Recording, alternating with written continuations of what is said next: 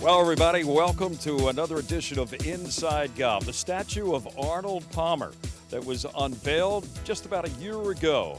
Yes, it's been that long since we lost the king, but this was Arnold Palmer's Bay Hill. Hi, I'm Harry Donahue, back in Orlando, and glad to be back here at Bay Hill. As I mentioned, this was Arnold's spot. He used to play in the shootout maybe 5 or 6 times a week. Well, coming up today, we're going to find out more about the shootout, who was involved, and what were they playing for, and a lot of camaraderie. Next on Inside Golf, the shootout from Arnold Palmer's Bay Hill.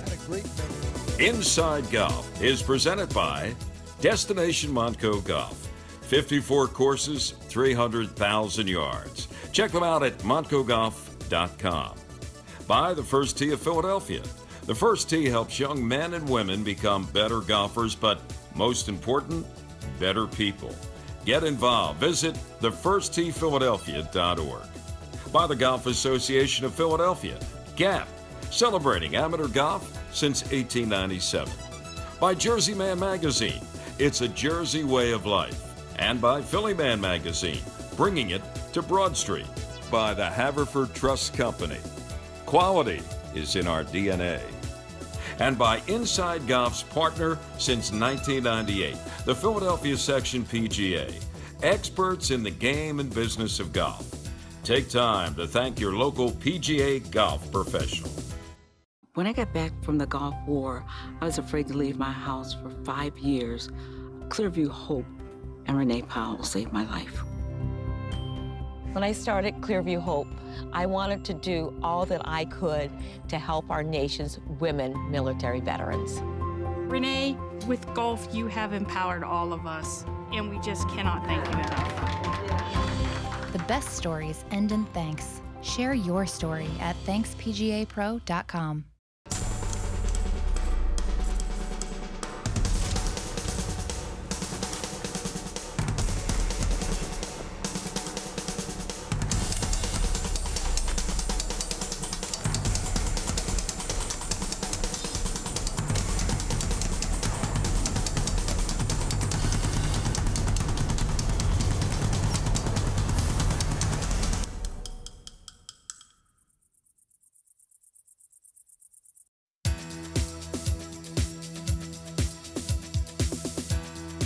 Welcome back to Inside Golf from Bay Hill in Orlando, right in front of the Arnold Palmer statue with Arnold's dentist, also his photographer, and more importantly, one of his best friends, Dr. Howdy Giles from Wilmington, Delaware. Good to see you, Howdy. Nice to see you, Harry. This is awesome. Oh, Appreciate you coming down. It's great to be back here at Bay Hill. We're here on a special occasion. Well, every day almost is a special occasion for a lot of the Bay Hill members. Arnold used to play in it regularly. You still do. The shootout. What's the format, Howdy, of the shootout? They take fivesomes, and Arnie would play pretty much 6 days a week in the shootout. They would take 3 of the best balls of the fivesome. It's all gross, and just a fun deal, and there's usually 50 players. So it's just an awesome day, and to be with Arnold Palmer, and I was lucky enough to be paired with Arnold Palmer every time I played in the shootout. Unbelievable. Howdy, it's always a pleasure to be here at Bay Hill with your buddies, and now standing in front of the statue that was erected here last year, almost a year ago, in time for the Arnold Palmer Bay Hill Invitational. Yep, they unveiled it at the tournament. Howdy, always a pleasure. Thanks for the stories. Thanks for keeping us up to date on the shootout here at Bay Hill. It's always great to be with you, sir. Thank you. Bruce Walters, he's been at Bay Hill for 25 years, right, Bruce? I guess, yes. 25 plus years, native of Kentucky, big Wildcat fan, and a favorite partner, I understand, of Arnold Palmer himself. Tell us about those days. Well, they were a lot of fun. We played most every day, and we just had a ball playing golf. Arnold liked to play golf more than anybody ever knew in my lifetime. What did he teach you about the game, about as a competitor, from a competitor's standpoint? You know, so many things I really don't, it's hard to explain. It's not to give up. You never know what's going to happen. Play one shot at a time. most everything you've heard about as a golfer, Arnold tried to instill in you. I used to compete a long time ago, and Arnold would talk to me about it. And but just most things that most everybody that played has heard about. Now, you were pretty good, as you mentioned, golfer. You're a scratch golfer when you first came here to Bay Hill, and used to play Arnold, maybe a little side bet. He'd give you were scratch, and he'd give you six and a half shots. He would give me 6 shots, 6.5 shots. And how'd that work out most of the time? Most of the time it worked out pretty well in Arnold's favor. But I still kept after him, so we had a lot of fun. What if you were on a par 5 and, had a chance to go for it in 2 and decided to lay up? Would he get on you? What in the hell are you doing? Put that iron up. Go for it, huh? Yeah. Whether he was your partner or your opponent. That's right.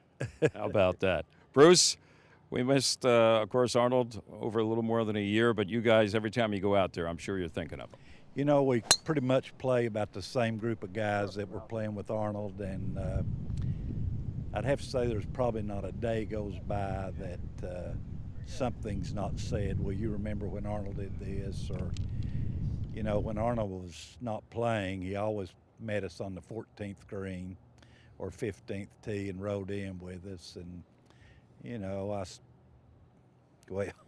I can imagine. Yeah. You played 25 years with a guy as close as you were to him. You get emotional once in a while. Yeah, you can't- Thanks for taking us down Nice to Bay meet you. Hills Memory Road here. Thank you. Thank you all. How about at number 19? A lot of shenanigans going on in that grill room. Well, the 19th hole's at scratch, or no handicaps.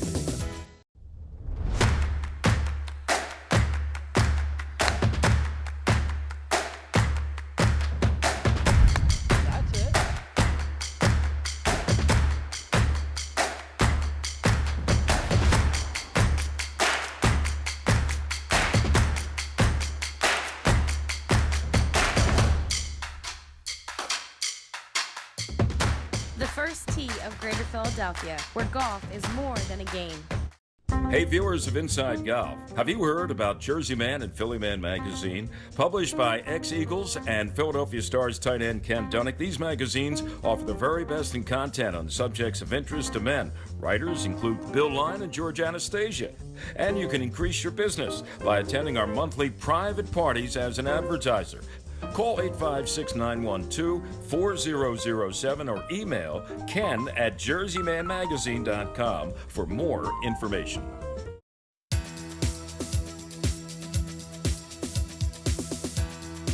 Well, every time we come to Bay Hill, it's such a pleasure because we're going to run into Dow Finsterwald. Dow, you look as good as you did it back in '58 when you won the PGA Championship at Lanark. It's funny, I feel different. Don't let them fool you. Okay. We're watching you drain putts here and everything. I got a free putting lesson, but today we're talking about the famous shootout among some of the Bay Hill members. And Dow used to play on a regular basis, right?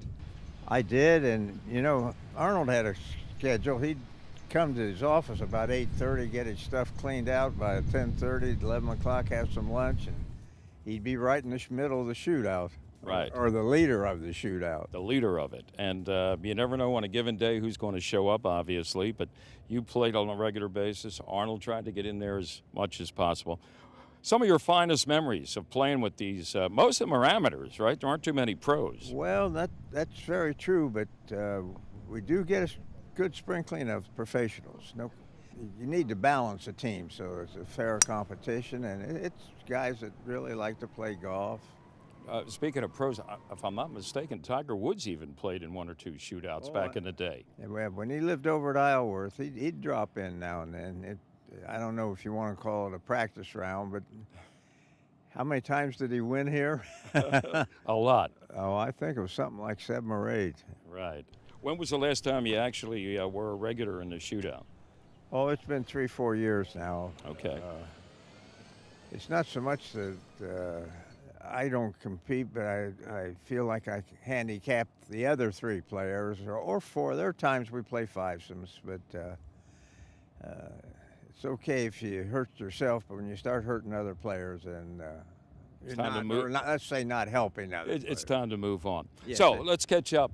Since we last saw you, I'm wearing this in honor of you, my Lanark logo. Oh, I see that. And I know this is a big year. This is going to be the 60th anniversary, folks, of the year 1958. First time they played the PGA Championship in medal competition, stroke play, not match play. And this gentleman, Dow Finsterwald, came out numero uno on the scoreboard. Certainly it was a big thrill for me, and made a lot of changes in my life, and I've got a very soft spot in my heart for Lanark. The changes are wonderful, and the condition has improved. It was always very good, but you know, they've just gone that one step further. They still have those small greens, especially on 18. They all seem too small to me. Didn't seem to bother you back in 58. 11-time winner on the PGA Tour. Won the PGA Championship. Finished third twice in the Masters. Third in the U.S. Open. Dow, continue. I should have gotten a putting lesson, but thanks very much again. You don't want to follow my stroke. Dow Finsterwald, folks. One of the great ones here at Bay Hill. Another member here at Bay Hill. Started off just as somebody coming from the north and playing and staying here at Bay Hill, but he got involved in a shootout. His name is Rob Lavoie. Thanks for taking time out, Rob. First of all, you have an interesting history just with Arnold Palmer. Tell us about that, how it all began. Sure, Harry. Back in 1981, as you may recall, Arnold Palmer won the U.S. Senior Open Championship at Oakland Hills, and that was really my first exposure to Mr. Palmer at that time. And so about 20 years ago, I started coming down here, and 15 years ago, I started playing in the shootout, and had the opportunity at that time to meet Mr. Palmer. I didn't play with him, but I met with him. And I think at that time, Mr. Giles was kind enough to take my photo with him. Somebody did anyway, so I've got that keepsake, a nice photo with Mr. Palmer. And I think one of the more exciting things is that in the locker room after the shootout's done, they post all the scores. So you see what your score is, hole by hole, and you can, and I compared that to the king, and it just so happened that particular round of golf, I tied the king, so it really made my day. I'm sure it did. Thanks for sharing, Rob. You're welcome, Harry. We're at Dick Ferris, standing right behind the first tee, a place that you're very familiar with, Dick, because you've been down here, what, 30, 35 years? Yes, sir. Yes, sir. I have, and been a long time and playing the shootout probably 5 days a week, and I absolutely love it. You don't have to make your game, just show up at noon, and you got a great group of guys to play golf with. And you're usually the first off, I think, so he's got some drag. You know, Arnold's been now gone for a year and a half almost, and you and Arnold had some great times here, right? Shootout or not? We've had great times for over 45 years together. I brought Arnold in and made him a partner with us at Pebble Beach, and it was a great experience. He and Clint Eastwood were together with us from the beginning, and Clint's still with us, and we think of Arnold often. You know, Arnold had a great memory. It was unbelievable, his memory. And so one day we were taking off out of Kansas City. Arnold was flying a Cessna Citation 1, and I was flying a Learjet. And so I said, Arnold, you go ahead and leave first, and I'll follow. Well, about 10 minutes out, I called 1 Alpha Pop. This is 9-4 GP. We're about 2,000 feet above you and about 2,000 feet off to your right. We'll see you when you get there. Oh, my goodness. Well, we got there at least 15 minutes before he did. Now let's fast forward 30 years. We're taking off out of St. Augustine. And Arnold is now flying the world's fastest business jet. That's the Citation 10. Well, I took off in my Lear. Arnold said, you go first, go ahead. So I took off, and we're headed back to Orlando. It wasn't 5 minutes, and all of a sudden I hear 9-4 golf pop. This is 1 Alpha Pop. We're 2,000 feet above you, off to your right. We'll see you when you get there. Threw it right back at 30 you. 30 years later. Great story. Dick, thanks for sharing that. Okay. Good luck at the shootout today. Thank you. Thank you very much. Well, hiding behind his hat and his sunglasses, this is Ken Harrelson, a.k.a. the Hawk. Ken, how you doing? Everything's good. Not too many guys played Major League Baseball and the PGA Tour, but you did. In fact, you got a connection, since we're from Philadelphia, And that was the first thing when you found out where we're from. You said, "Oh, White Marsh Valley." I played there one day, and there was a hole, I forget what it was. I was driving down this way, and I could hit it a really long way, and I pushed it bad, and Lionel Hebert was on this other green down there. And I had to walk across this green to get to my ball, and he looks at me, and he says, "Hawk," he says, "you know what?" He says, "I saw those cowboy boots you had on coming out to the course today." He says, "Where are you going to have to go get that ball? You better put those boots back on." You know, your career took you into the broadcasting booth. In fact, you're still doing some White Sox games. And how about Philadelphia, baseball-wise? Do you have any connection to Philadelphia? Well, Charlie Manuel's a longtime friend of yours. Great. You know, I love Charlie Manuel, you know, and then people don't understand what a great baseball town Philadelphia is. You know, they got great fans, and they have as a fan, and I don't disagree with it, they have a right to be tough. They're paying the money. They're buying the tickets. Absolutely. And that's what Rocky Calavillo used to tell me all the time. You know, he said, when somebody comes to get your autograph, you sign it. And then Arnold, of course, was a stickler for that. He said, when you sign an autograph, sign it where they can read it. Hawk, how's your handicap these days? Oh, I suck. At least you're honest. Kenny, Ferris, you just talk to Ferris. Ferris is going to get me another 100, 100 and a half. There you go. He turned me from the hawk to the pigeon. To the pigeon. I heard all about it.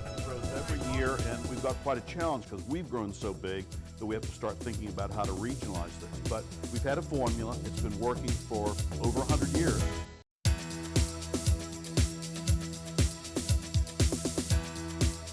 Welcome back. Inside Golf Now continues from the Bluebell Inn here in Bluebell, Pennsylvania with our teed-off panel. You know, here at the Bluebell Inn, they're getting ready for May 13th. Yes, Mother's Day, and they have an outstanding Mother's Day brunch. Here at the Bluebell, they say that it's vibrant, the menu is as good as anywhere, and so are the customers, the staff, the service, everything.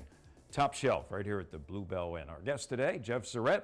He is the Executive Director, Philadelphia Section, PGA of America. Good to see you again. Good to see you, Harry. How's your spring going so far? Well, we got our spring meeting out of the way, so we're off and running. You're off and running. Yeah. All right.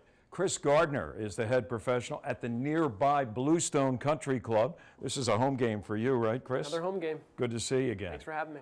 And the president of the Golf Association of Philadelphia in his first year with that title. That's correct. He's been around, I won't say forever, but a while. I just look like I'm around Quinn forever. Spitzer is here. Member at Huntington Valley. And Quinn, today we're going to be talking about something close to your heart and to the hearts of a lot of golfers in the Philadelphia area, and that would be the Golf Association of Philadelphia's team matches. Now underway for how many years? Since 1897. Wow.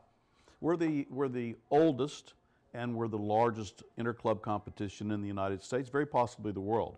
BMW is the sponsor. They've been very good to us. And this year we will have a total of 137 of our member clubs participating. There will be 339 teams, and there will be around 5,700 golfers participating in these matches. How do you pull that off? How do you orchestrate something like that? 137 member clubs, right? I mean, is that bigger than ever before, or well, does that number stay around that? It grows every year, and we've got quite a challenge because we've grown so big that we have to start thinking about how to regionalize this. But we've had a formula. It's been working for over 100 years. Every time we have a meeting with other golf associations, the very first question we ask is what you just asked, and that is, how do you do it? What are the logistics? But the formula is pretty good, and the clubs themselves have participated for so many years that they actually know how to do it. So they run it themselves, and were it not for the great participation of the PGA pros like Jeff and Chris, we wouldn't be able to pull this off because they know it like cold, and it's absolutely done beautifully each and every time. Yeah, I don't know if it's done at your place and through the section, those 137 clubs, but you guys are basically the scorekeepers, right? The pros, the amateurs go out and play and turn the cards in, and then you guys have to figure everything out and see who won the matches and all that, huh? We are the honorary starters. We are the referees, and we are the scorekeepers. But other than that, it's all about the amateur competition. I think. I've been fortunate to be at a couple different clubs as an assistant at Lanark and Huntington Valley, where it's serious business. The GAP matches, they both have very good teams and a lot of teams. And now at Bluestone, we have 2 teams, and our competition is just as fierce as anybody else. I mean, our teams want to win, And but it's really fun to see it from the golf professional standpoint. The camaraderie, the sportsmanship that's played. There's no bad blood in these matches. They all want to win, but it's played fairly, it's played well, and I think they have a lot of fun. I should know the answer to this question. Jeff, you didn't grow up in this section, did you? I did, yes, South Jersey. Okay. Do you remember as a young guy, did you have a chance to play gap matches? You know what, I was a public golf course Okay. kid, so my first introduction to team matches was when I came to work for the section. So, you know, I think ultimately, you know, the marriage between the Golf Association and the section and our golf professionals, you know, really shows true during the gap matches. You know, Quinn and I were just talking about it, how our regions overlap very, very well. So I would say of the 137 facilities, they're probably all Philadelphia section facilities. So our golf professionals are married to that for the last 100 years. Yeah, it is a staple on the calendar for both the professionals and the amateurs at these 137 clubs every year. Talk about the competition. I know recently there was one club where they had some new blood who were going to be captains of the various teams. They actually got, I think they assembled 40 golfers and held a pep rally to try to get everybody on the same page competitively to get ready for basically 3 Sunday afternoons of golf. I mean, does this happen on a regular basis? Well, I mean, every club has sort of a different routine. Some of them do pep rallies, but at each and every club, it's become something special, probably in a different way. Over the history of the GAP team matches, we found that there were a lot of camaraderie generated by after the match meals that were held, and different clubs handled that different ways. The clubs handle the number of teams they're going to have. Philadelphia Country Club last year fielded 6 teams. That was a record. So each club has their own sort of routine, but they're all committed to getting out there in the middle of the snow on the first weekend, the rain the next weekend, and the nice weather on the third weekend. They're all committed to getting out there and having an awfully good time. And the bonds that are built among all the golfers in the region are extremely strong, and they're extremely long-standing. Chris, I know you've been at Bluestone, what, a couple of years now? Yes, this is my before third that, year. you said you were at Lanark, so you've had experience, and they're very competitive out there, I know. But do you see guys who have been involved in this competition over the years or decades? Oh, yeah. Again, they've been playing it for 20, 30, 40 years, some of them, and they've got war stories of all the different matches they've had, and the good weather and the bad, but again, everyone remembers the lousy weather they played in, where it was 25 or 35 degrees and it was blowing sideways, but they remember it fondly after. Not during, not always during play, but after, and just you know, how many times are you going to be able to play at some of these clubs that you get matched up with? I mean, you could be traveling any of which direction, and our guys are excited to play on the away matches just as much as they are to host the home matches, and to have team match play and individual match play going on simultaneously, it's a lot of fun. Do you have any personal memories from having played? I assume you played I have. GAP matches. I have. Do you have any good, bad, ugly memories of playing my yourself? golf game, most of my memories tend to be ugly, but I can remember going up to Wyoming Valley a few years ago, making the hour-and-a-half, 2-hour trip. 30 degrees. Right. That was sleet. actually it was a beautiful day that day, but I found myself and my partner, we were, I think, a 10 and a 12 playing against a 3 and a 5, because remember, there's no handicap involved here. And it was a really rough outing, and I found the dinner and the drinks afterwards to be the highlight of the day, given my game. There you go. Well, you're an honest guy, Quinn. We appreciate it. But congratulations on another 137 clubs. How many golfers? You estimate? There's going to be about 5,700. 5,700. The GAP matches, they date way back to 2 prior centuries. That's an amazing, amazing feat. Thanks, gentlemen, and we'll be back. More of Inside Golf coming up in just a moment. Located in Blue Bell, just a short drive from Plymouth Meeting, Bluestone Country Club offers a setting that's close at hand but feels like a world away. Bluestone offers a championship caliber golf course, practice facilities including a large driving range, separate chipping and putting areas, and a staff of PGA professionals. At the Country House at Bluestone, you'll find excellent food, superb service, and an outstanding setting. Their expert staff will assist in planning your next event, whether it's a wedding or simply a luncheon, dinner, or cocktail party. Check out Bluestone's variety of membership options. Much more than a golf course, Bluestone is a community. As long as there is fear, as long as there is curiosity, as long as there are undiscovered corners of the earth, and as long as there is willingness and desire, then you are capable of more. The BMW Championship is coming to Philadelphia September 2018. The top 70 PGA Tour players will be there. Will you? Everyone is looking for something. Consistency. Quality. Peace of mind.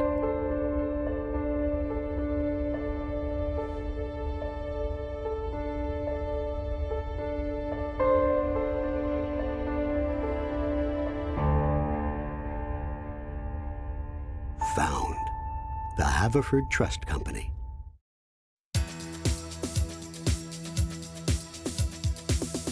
That's going to do it for this week's edition of Inside Golf. Our thanks to Dr. Howdy Giles for helping to arrange all the competitors from the shootout as we were here at Bay Hill to find out a little bit more about this great venue in golf. Also, our thanks to Dick Ferris, Hawk Harrelson, and always a pleasure to see Dal Finsterwald when we come to Bay Hill.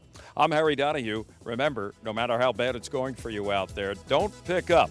And we'll see you next time right here on Inside Golf. Inside Golf is presented by Destination Montco Golf.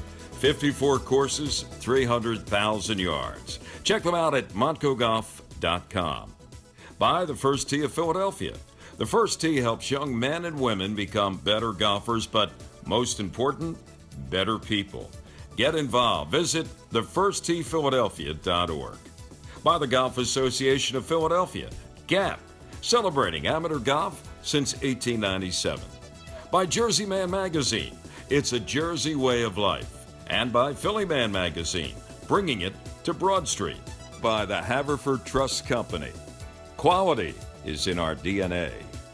And by Inside Golf's partner since 1998, the Philadelphia Section PGA, experts in the game and business of golf. Take time to thank your local PGA golf professional.